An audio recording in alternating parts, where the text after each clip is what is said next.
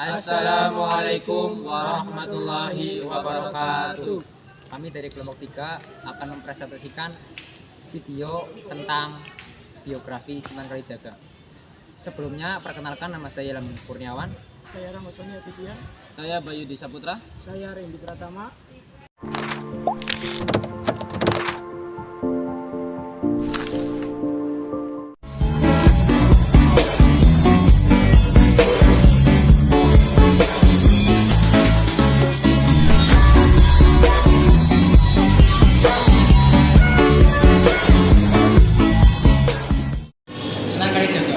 Sunan Kalijaga adalah wali yang tergabung dalam anggota Dewan Wali Songo. Beliau dikenal sebagai wali yang berperan penting dalam penyebaran agama Islam di Pulau Jawa. Selain menjadi ulama, dia juga menjadi penasehat keraton, seniman, sama arsitek yang dulu. Dia sangat toleran pada budaya lokal. Lalu, bagaimana sih masa hidup dari Sunan Kalijaga? Sejarah singkat Sunan Kalijaga.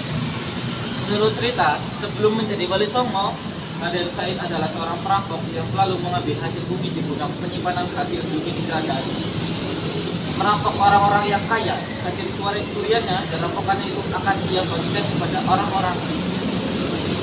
Suatu hari, Raden Mas Said berada di hutan. Ia melihat seorang kakek tua yang bertongkat. Orang itu adalah Sunan Bonang.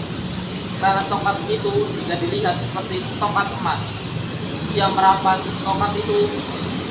Katanya hasil rampokannya itu akan ia bagikan kepada orang-orang miskin. Tetapi sang Sunan Bonang itu tidak membenarkan cara itu. Ia menasihati Sunan Kalijaga atau Raden Mas Said bahwa Allah Subhanahu wa Ta'ala tidak akan menerima amal yang buruk. Lalu Sunan Bonang menunjukkan pohon aren emas dan mengatakan bila Raden Mas Said ingin mendapatkan harta tanpa berusaha, maka ambillah buah aren emas yang ditunjukkan oleh Sunan Bonang. Karena itu Raden Mas Said ingin menjadi murid Sunan Bonang. Raden Mas Said lalu menyusul Sunan Bonang ke sungai. Raden Mas Said berkata bahwa ingin menjadi muridnya. Sunan Bonang lalu menyuruh Raden Mas Said untuk bersemedi sambil menjaga tongkatnya yang ditancapkan ke tepi sungai. Raden Said tidak boleh beranjak ke tempat tersebut sebelum Sunan Bonang datang.